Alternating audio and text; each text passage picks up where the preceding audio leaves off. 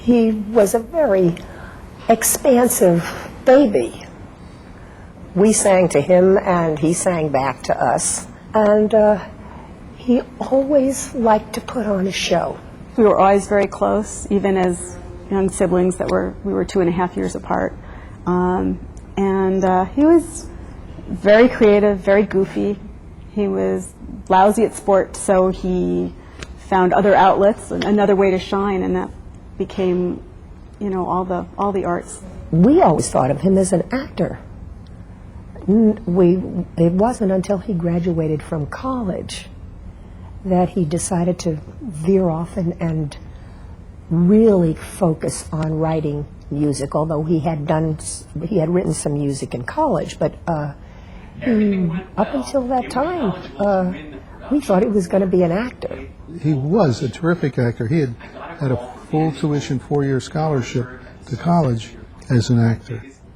And very shortly after he was out of college, he was making the rounds of auditions and then announced that he was going to concentrate on the music part. I was quite disappointed. I remember saying, "You really want to do this?"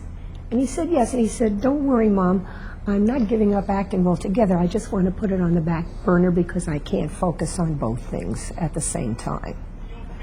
And we figured, well, this is what he wants to do. Let's hope for the best. That's the play game. I must be insane to play the play game. Even off Broadway, there's no guarantee that some MBA will decide what you see. It's like America lacking innovation, just getting by on glitz and reputation. If you want to ride a play, are you out of your mind? It's like trying to drive a Mack truck when you're blind. He'd have momentary doubts, but I don't think there was ever anything else that he could imagine himself doing. And he did a one-man show called Tick, Tick, Boom about the time he was turning 30.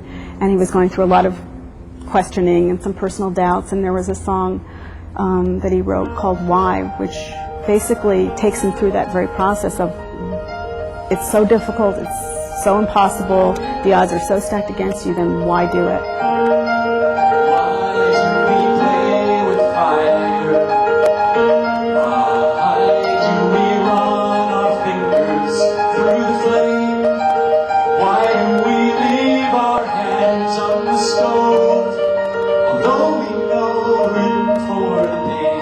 I don't think he ever seriously considered giving it up at all or doing something in a more commercial way initially.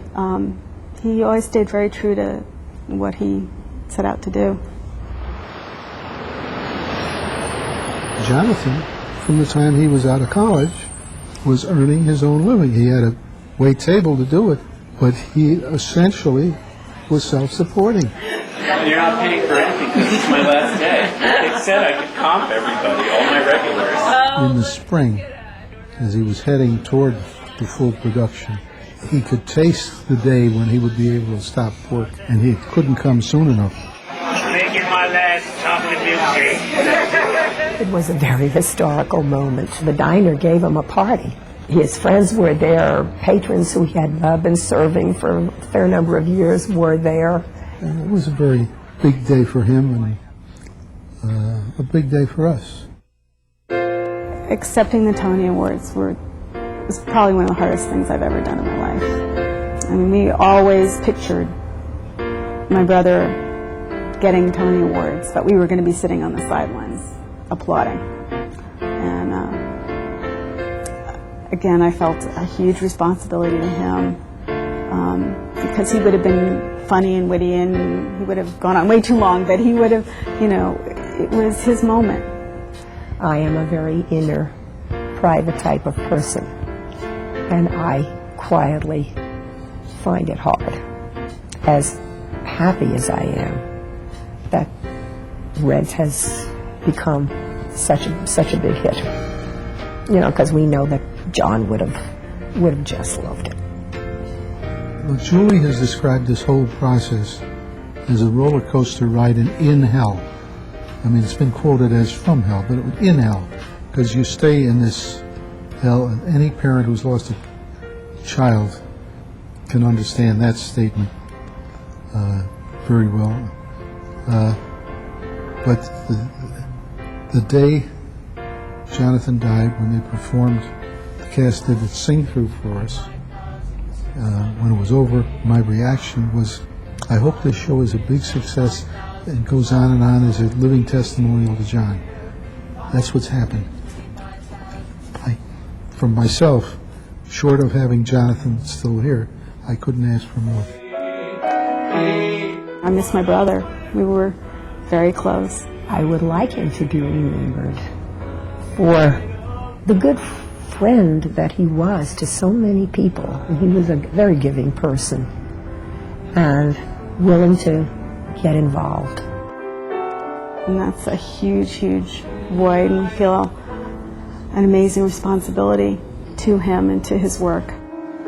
Can I afford to spend my time in this room?